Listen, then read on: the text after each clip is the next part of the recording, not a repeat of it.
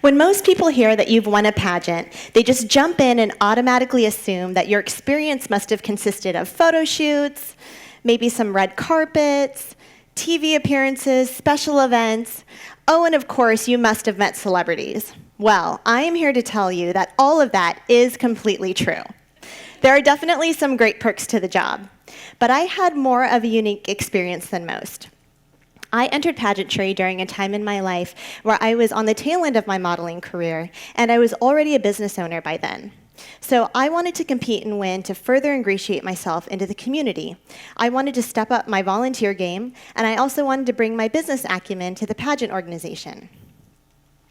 So my experience started as Miss Las Vegas, and I went on to win the title of Miss Nevada United States 2014, and I became the first Miss Nevada of Asian descent. That time period encompassed 18 months of my life. In that 18 months, I did nearly 500 community appearances. It was a really aggressive schedule, but I designed it that way. I wanted to maximize this opportunity that I had, and I was really lucky to have a director, Tanis Smith, who gave me the autonomy to do so. And as you can see, the majority of my appearances were not photo shoots and red carpets. It was actually out volunteering in the community. I got a chance to travel all across the state of Nevada and go into schools, a lot of elementary schools in particular. And there I shared my love of reading with them. I volunteered in hospitals, and I got to meet local families and hear their stories. And when I would meet kids, I would talk to them about the importance of pursuing higher education, going to college, going to grad school. And then I realized, as my experience was continuing on, my messaging was morphing a little bit, and I started talking about the importance of community and why volunteering is important as well. Some of my most prized possessions from that time period in my life are not just the sash and crown, but the letters that I've received from kids that I've met all across the state, some of whom I still keep in touch with today. And while all of that was happening, while I was out volunteering, this really interesting phenomena was occurring. All the businesses were seeing an increase in the bottom line, even though I was physically away from the companies, literally traveling. And we were like, what is going on? And it was because I was out and about in the community. I was out meeting people that I otherwise would have never met. And of course, the conversation would always come up. They would ask, hey, so what else do you do besides this whole Miss Nevada thing? And then that was my opportunity to tell them about alcohol cupcakes or swimwear or real estate or whatever was appropriate for the conversation. So I found this really interesting cycle was occurring. The more that I was volunteering and being out in the community, the better I felt and the more purposeful I felt. And in turn, my companies were benefiting from it because we were seeing this increase in revenue. People saw me out supporting the community, so they wanted to in turn support me by being patrons of my businesses. And then the community was benefiting from that because our sales revenue was literally increasing, so we were able to pay it forward. We wanted to pay it forward. So we were able to give more and donate more. We were able to sponsor events we hadn't been part of before. We were able to give more in-kind donations than we had before. And then cycling back up, all of that, of course, made me feel good and more purposeful and wanted to give more. So the question is, how can you get involved in your exterior community? This is the community that's right outside your doorstep, the one that you live and work in. Aside from going out and winning a pageant, which I highly recommend, also consider alignment. Think about something that you're aligned with. What do you like? What are you good at? What is a passion or cause that has affected you personally that you can team up with a nonprofit to bring awareness to that? And then take it a step further. Think about your unique platform. What is something that you have available to you that you can help shine a light for a nonprofit? I'll give you an example.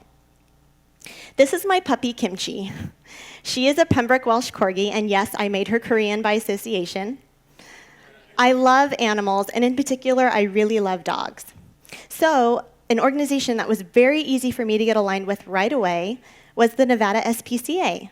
They are our state's largest no-kill shelter, and of course I was immediately in line with their mission and their goals. So I had this unique platform available to me, the Sash and Crown, that I was able to use as a microphone to help amplify the causes and events that they had going on. So I did a lot of work with them when I was Miss Nevada, and I was also able to carry on that tradition with my sister queens, the young women who have been crowned Miss Nevada after me, to also continue work with the Nevada SPCA. Another interesting lesson I learned, and something I want to encourage all of you to think about, is your interior community. Who is in your interior community, and how can you connect everybody, connect your tribes? There was a period of time in my life where I had these really separate buckets. I had these big firewalls up, and there were just different areas of my life. I had this bucket over here for work and business. I had this bucket over here for home, family, personal, and then I had another bucket for my extracurriculars, for pageantry, modeling, some community stuff. And I kept everything really separate. And all the people that I knew from each of those buckets were also kept very, very separate. And it was exhausting. I was jumping around all these different buckets, trying to make time for everything. And finally, I was like, why isn't there more cohesion in my life? So, enter City Cupcakes. We make alcohol cupcakes in Las Vegas. And my partner with that, and my co-founder with that, is a great girlfriend of mine named Danielle Cole. She and I met in the modeling industry eons ago now, and just became great friends. Fast forward, we went into business together in 2012, and we've been so blessed to have it take off and be successful. We've actually expanded from Las Vegas to Dallas. And who better to spearhead our Dallas expansion and our Texas team than our friends Sydney and Andrea Fox, the reigning Miss Texas 2018. Andrea and I met solely through pageantry, and we just hit it off and became great friends. I was the MC for the Miss Texas pageant 2 years ago. Andrea was a contestant, and she placed first runner-up that year. But we just hit it off and had a great time together. And now, fast forward, we're in business together. So I know some of you may be thinking, no, I like my divisions, I like my separate buckets, and plus, I heard that you're not supposed to go into business with a family member or a close friend. Well, I'm definitely living, breathing proof that it can be done, and it can be done successfully. These are some of the companies that I've co-founded, each differently with a close friend. And I think it can be a strength if you go into business with a family member or a close friend. And the reason is this: it's because you know them. Like, you know them really well. You know what they're like when they're mad. You know what they're like when they've had a bad day. You know what they're like when they're stressed out. And guess what? All of those elements come up during the course of business, sometimes multiple times a day. So I think it's a strength to know that about your business partner, so you know how to react or how to recalibrate or even how to pick up the slack on that end. And you don't want the first time that you learn those things about your business partner to be during the course of operation of the business. I've definitely learned from experience, though, to be sure to lay out your roles and responsibilities. Have those frank discussions up front in the beginning when everyone's just super excited. But ask yourselves, hey, what happens if one of us gets hit by a bus tomorrow? What happens if one of us wakes up one day and just doesn't want to do this anymore? Lay out plans A, B, C, D, E, and F in your operating agreement or your bylaws, so that way it's there for reference when later on down the line, maybe things don't go as smoothly as you want it to, you have backup plans. So I want to challenge all of you to rethink your exterior and interior communities. How can you find more cohesion across all of these, and how can you get more engaged with them? Remember, find what you're aligned with. Think about something you're like, maybe something you're good at, or an ailment or a cause that has affected you personally that you're able to team up with a nonprofit to bring light to what they're doing. Consider your unique platform. For me, it was a sash and crown. But for you, perhaps you're a local business owner that has retail space that you can use to team up with a nonprofit to host an event there. Maybe you work in a school or an institution that has unique access to items that are not available to the general public, and you can team up with the nonprofit to bring benefit to them.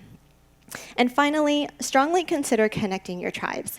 I've found that in doing that, you not only have more cohesion in your life, but you also amp up your quality of life. And finally, if you just can't think of anything else to do, anything to volunteer with, anything to get passionate about in the community, you can at least go down to your local shelter and go play with some puppies. Thank you.